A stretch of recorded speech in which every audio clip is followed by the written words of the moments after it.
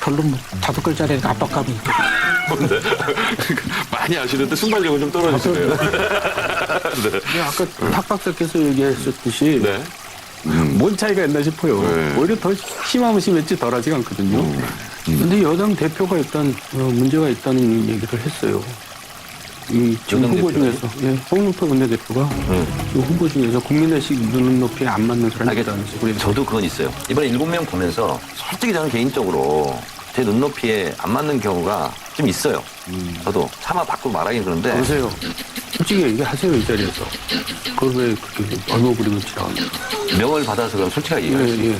예를 들면 국토부 장관 후보자. 아, 예. 저는 그거는 좀 곤란하지 않나. 모든 국민들이 네.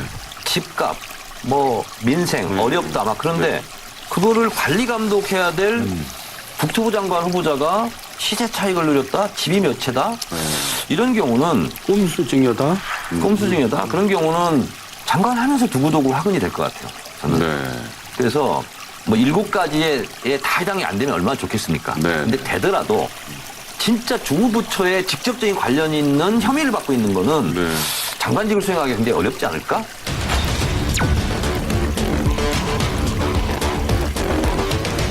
근데 지금 아니, 언론, 예, 훌륭합니다. 존경합니다. 오, 근데 네. 지금 언론상으로 나오는 걸 보면 자유한국당에서는 지금 2사람 특별히 이제 찍은 것 같은데 김현철, 박영선. 네. 근데 저는 볼 때 국민 눈높이에 안 맞는 인사는 그 2사람보다는 그 2사람은 이제 자유한국당 이념에 안 맞는 그렇지, 경향이 그렇지. 많고 최종호 이제 국토부 장관 후보하고 네. 조동호 과기부 장관 후보가 안 맞는 것 같아요. 그 최종호는 이미 이제 얘기를 하셨고 조동호 장관 후보 같은 경우는 네. 자식들 외국 유학 시켜놓고 이제 그건 뭐 굉장히 호화롭게 유학을 했던데 또 그걸 만나러 가기 위해서 7차례나 당연히 공금 써가면서 만났단 말이에요. 네. 이거는 있죠. 청문회 인사기준에 어긋난 게 아니라 범죄예요. 저는 이거는 수사해야 된다고 봐요.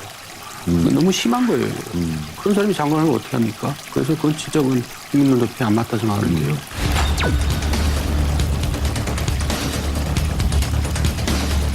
저는 뭐 기대를 워낙 많이 했기 때문에 실망이 크죠. 뭐. 그래서 지금 반대로 얘기하셔야 되는 거 아니에요? 원래 기대를 안 했기 때문에 실망도 안 큽니다. 원래 그렇게 했었죠. 요번에 이제 내가 2기잖아요. 네. 2기로 한번 바꿔봤어요. 네, 그래요. 그러니까 2기인데 굉장히 오래된 것 같아요. 이 정권이 제가 보기에는 한 4년쯤 한 것 같아요. 지금 느낌이. 근데 저는 놀란 게 2기 내각밖에 안 되나? 이런 느낌이었어요. 네. 그리고 만 2년이 안 됐더라고요. 그런데 뭔가 이럴 때 이제 반전의 기회를 잡아야 되는 것이죠. 사실은. 다 어려우니까. 네, 네. 그런데 전혀 그런 기회를 못 살리는 것 같아요. 그러니까 내각을 개편한다는 것은 분위기 반전이 주요 목표잖아요. 네. 결국은 내각을 바꾸려는 개각의 의미가 뭐였냐 그걸 따져보면 실패작이다. 무슨 분위기가 반전됐는가. 그래서 저는 이것은 왜 개각을 하려고 했는지에 조차 저는 의심을 갖고 있는 것이죠.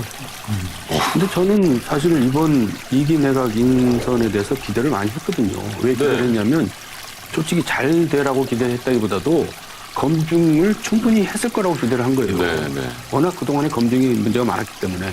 그래서 시간도 많이 걸려서 검증을 다 해서 이제는 제대로 된 선수를 내보내겠구나 했는데 그 전이랑 별 차이가 없단 말이에요. 그래서 그거는 이걸 검증한 사람이 책임져야 되고. 기승전 쪽으로. 예.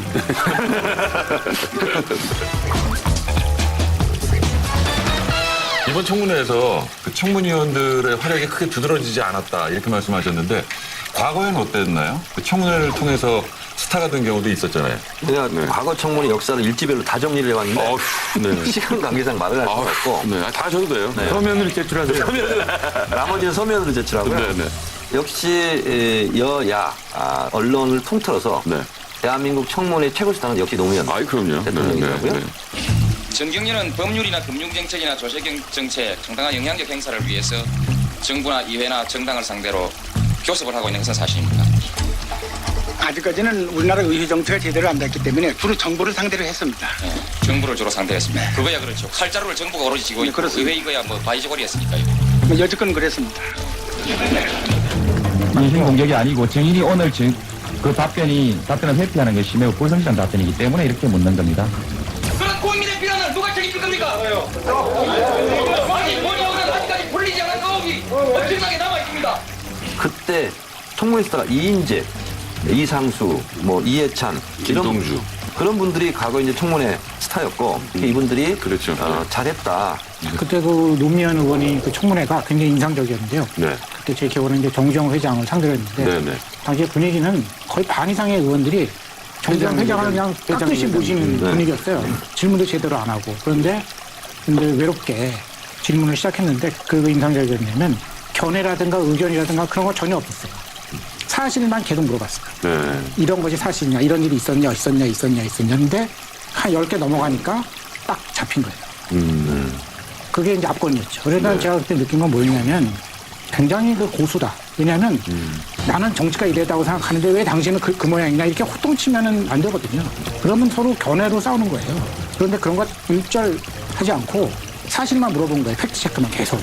그러니까 나중에 아까 제가 이제 잠깐 말씀드린 자료가 스스로 말하게 되는 거죠. 네. 그걸 인정하게 되면 결국은 이렇게 되는 것이죠. 그래서 거기서 이제 스타트 탄생이 되는 것이죠. 그러니까 이해찬 지금 민주당 당대표. 네. 그때 이제 88년도에 그 이해찬 당시 의원도 사실 청문회 스타였어요. 굉장했거든요. 근데 사석에서 한번 이런 얘기 한 적 있어요. 나도 청문회를 잘했는데 네. 노무현 의원이 더 스타가 된 이유가 있대요. 그게 뭐예요? 이렇게 물었더니 노무현 의원은 칼로 찌르면 찔렀다 그냥 뺀대요. 이렇게. 네. 그렇죠. 근데 이해찬 의원 본인은 후벼파대 이렇게. 그래서 네. 역시 청문회를 지켜보는 네. 국민들의 시선을 봤을 때 청문위원의 태도, 말솜씨, 그리고 진정성이냐 이런 것을 다 본다는 거예요. 네. 그래서 너무 죄인 다루시 각박하게 하는 것도 점수에 도움이 안 된다. 네. 그렇게 얘기를 그 하죠. 얘기는 조금 다른데 어쨌든 명패 집어던진 것도 강렬한 인상을 남긴 거 아니에요. 그때 그런 장면은 처음 연출. 그거는 나중에 해명이 됐어요. 내 조사를 해보니까 전두환 대통령한테 던진 게 아니라 당 지도부한테 확실하게 안 하고 어쨌든 끌려가는 거 아니냐. 어쨌든. 그래서 던졌다라고 또 얘기가 있더라고요. 저는 이제 그때 청문회 스타가 탄생할 그 당시 50 청문회하고 또 무슨 청문회죠. 광주 이례재단. 네, 그 청문회 전과 그 후가 국회가 구분이 된다고 봐요. 예, 예. 그 전 국회는 질문할 때 다 읽었어요. 그때 청문회 때부터 그 나왔던 스타들이 다 원고 없이 얘기하는 사람. 네. 그러니까 굉장히 선준화된 국회로 바뀐 거죠. 그게 굉장히 인상적이었고요. 지금 탁 박사 얘기한 것처럼 네. 호통치고 그런 게 아니라 아주 변호사가 검사가 취조하듯이 네, 네. 법정에서 이렇게 증인 신문하듯이 네. 이렇게 아주 그냥 사실에 입각해서 했던 게 인상적이죠. 네. 자, 두 번째 판도라는 탁석선 박사께서 준비하셨습니다. 열어주시죠. 예, 저도 뭐 오늘 그 분위기를 봐서 네. 그냥 바로 들어가겠습니다. 네네. 문재인 정부는 이전까지는 이제 내노남불이다 이런 게 유행했었는데 제 생각엔 그걸 넘어서서 지금은 무엇이다 네 글자입니다. 너무 힌트가 없네요. 그러니까 내노남불을 넘어섭니다. 내로남불을 넘어서 내로남. 내가 하면 요맨이 쓰고 남이 하면 불린다. 그런데 그 단계를 조금 넘었으면 어떻게 되냐? 내가 하면 힌트를 드리자면 어이없다 이런 뜻이죠. 네. 어이없다. 어이없다. 물론 답이 어이없다는 아닙니다. 너나 화합됐다. 나와 없다. 어이없는 거죠 뭐 그런 거. 말씀드리면 적반하장. 네. 적반하장. 그러니까 도둑이 오히려 이제 몽둥이를 든 거죠.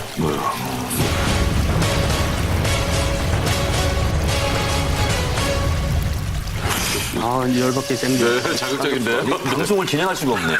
문재인 정부가 지금 도둑이란 얘기예요? 아니 그러니까 그런 게 있는데 네. 제가 여기서 쓰는 그 뜻은 아까 말씀드린 대로 어이없다. 그럼 차라리 어이없다로 하시든지. 근데 아니 좀 있어 보이려고. 적반하장은 진짜 적반하장이네. 남이 반들어갖고 이래라 저래. 죄송합니다. 일단 부연 설명 들어보셔야죠. 네. 그건 뭐 되게 단순한 건데요. 최근 일을 보면은 이제 김의겸 그 청와대 전 대변인이 그만두면서 그 이제 보냈잖아요. 장문의 글을 기자들한테.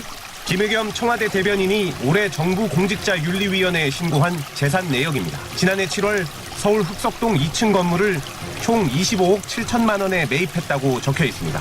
25억 원 상가주택 구입 논란이 불거진 지 하루 만에 김의겸 청와대 대변인은 사퇴 의사를 밝혔습니다.